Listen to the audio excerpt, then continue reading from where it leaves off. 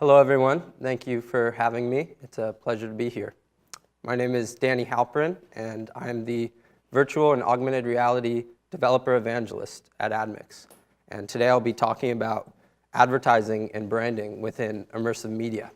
We at AdMix believe that virtual and augmented reality represents the next major mass media shift of our lifetimes and of human history.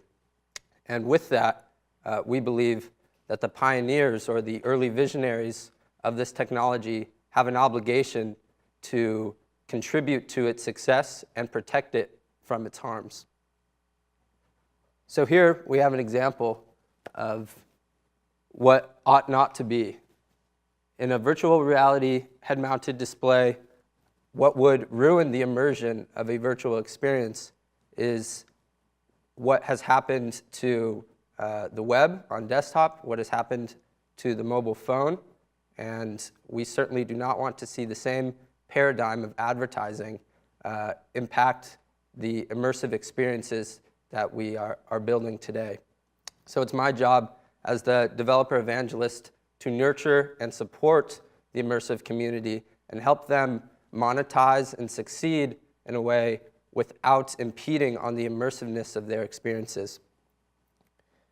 So we do this in a way by embedding native advertising into experiences similar to product placement in television or movie production, so that the advertising and the branding actually becomes embedded into the experience without detracting from the actual content.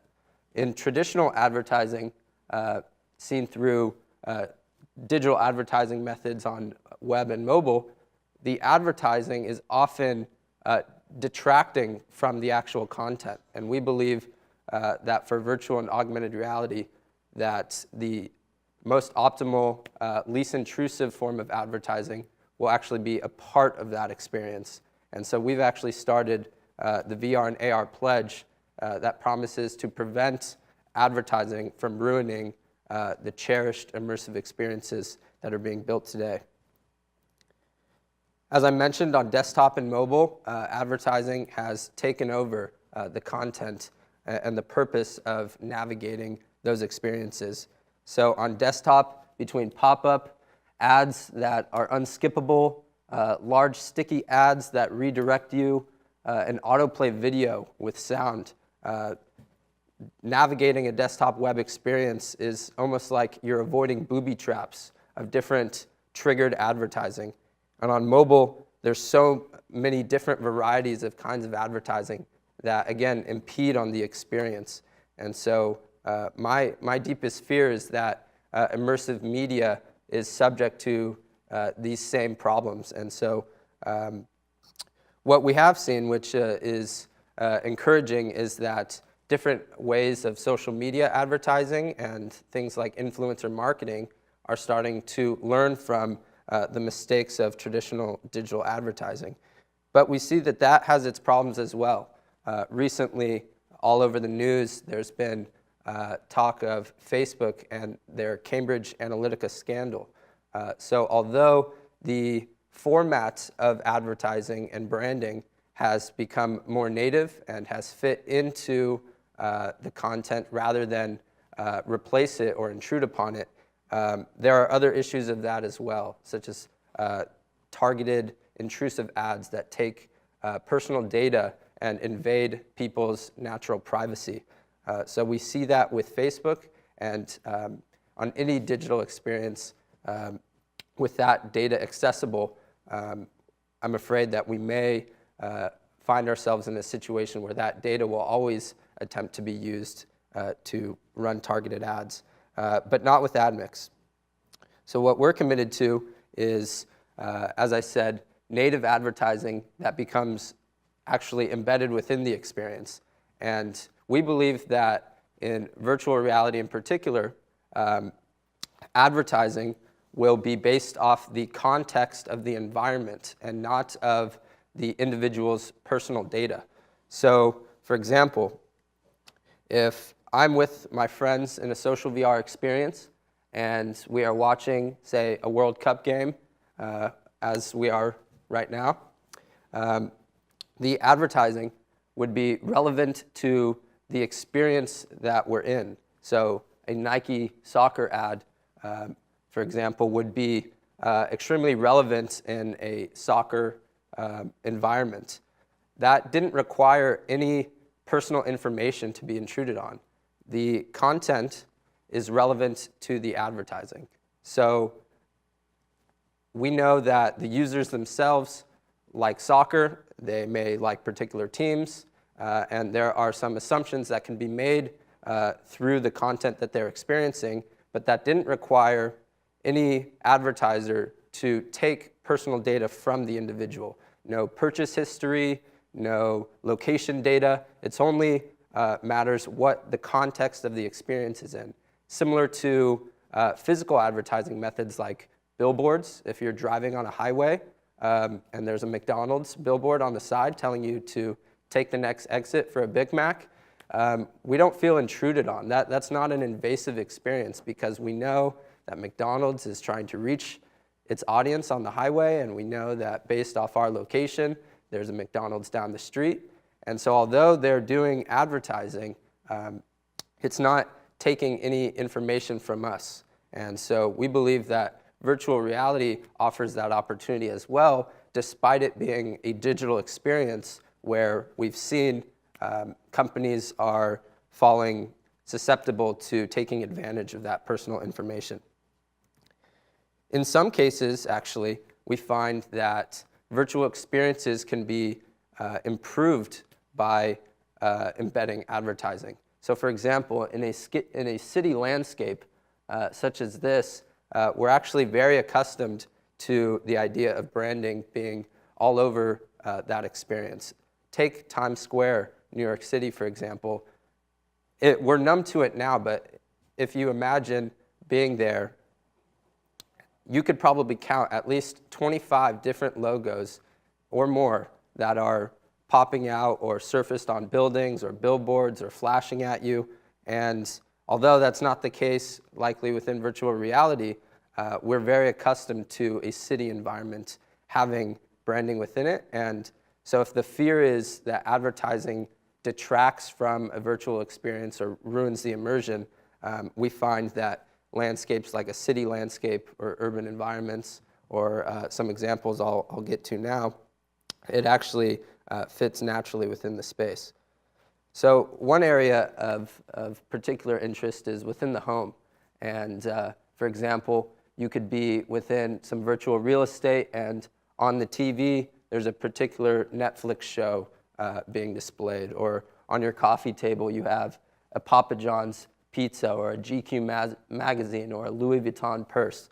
Those are things that we could actually expect would be within our real home environment. And although we are getting advertised to in a way, it's actually a very natural feeling, and it's not an advertising that's popping up or a pre-roll video ad. It's very comparable to product placement within movies and television, in that if we see our favorite character in a show driving a BMW vehicle or drinking a Starbucks, we don't feel intruded upon by that experience.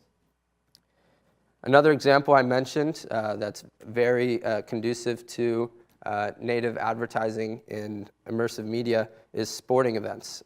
So if you can imagine being at a soccer game or a baseball stadium, those environments are cluttered with logos, and they're filled with different branding opportunities, whether that's on your seat or on the scoreboard or the actual team sponsor or the halftime show. There are advertising and branding opportunities all throughout that experience. And so advertising within those environments in a virtual sense is simply getting us closer to the real experience. They're not intrusive or detracting from the experience at all. They're actually just mimicking the real world. So one great thing that we're working on that ties together virtual and augmented reality is a native ad unit, a three-dimensional object that can be imported into a virtual environment or experienced on mobile phone or smart glasses. So this 3D object, this Pepsi, for example, is actually a three-dimensional scan of a real Pepsi can. So perfect high fidelity, and this can be experienced across virtual, augmented reality and on the web. So with this native ad unit, we have the capability to really do product placement in a very real way and not in a computer generated way. These are real graphics, and I believe eventually we'll have high fidelity experiences that are almost indistinguishable from the real world. So just a little bit more tactically on how we enable this. Developers and studios that need ways of monetizing their experiences can open up our developer portal, whether it's Unity or Unreal, and can have their own right to place advertising within their experiences. So these aren't imposed ads on their content. They have the full right of where these belong, which is a paradigm that's not seen in web, whether desktop or mobile, right? So if I have a website, the banner gets displayed across the entire mobile screen, or the pop-up will fill the entire screen and distracts from that experience. While here in this paradigm, the developers or the publishers in this context get the right to place those ads where they'd like them.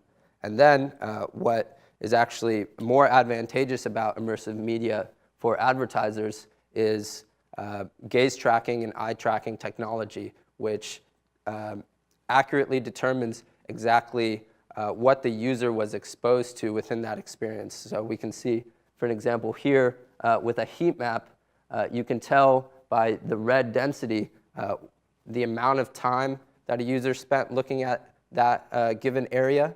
And with that information, we eliminate ad fraud from the equation. So digital advertising on web and mobile are corrupted with ad fraud. A successful campaign online is considered like 40 or 50% ad delivery. So companies are overpaying for underexposure of their advertising campaigns, and it's very difficult for them to accurately determine the reach of their advertising campaigns. So within immersive media, we actually have the technology capable of confirming exactly what the user looked at, what the user was exposed to, how long they were looking at that advertisement. And what's an exciting opportunity that we're getting into is with 3D objects, the user can actually interact with that object. They can interact with an ad. So with the Pepsi can example, I could pick it up and hold it as if it were an object actually within that environment. So there's a whole new world for us to explore in terms of how we deliver 3D branded objects, the type of payment and how valued interaction with 3D branded objects is priced. So we're really exploring uncharted territory here, and that's why it's been so exciting to be a part of.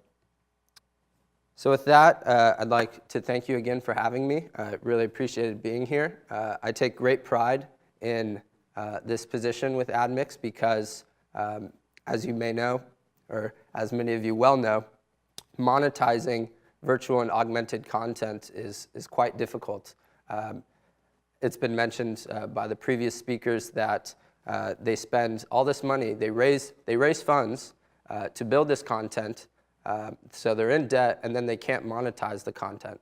So we see it as we're ingraining ourselves in the success of the industry, helping content creators monetize their content, stay afloat, if not succeed, and become profitable so they can continue building more great content.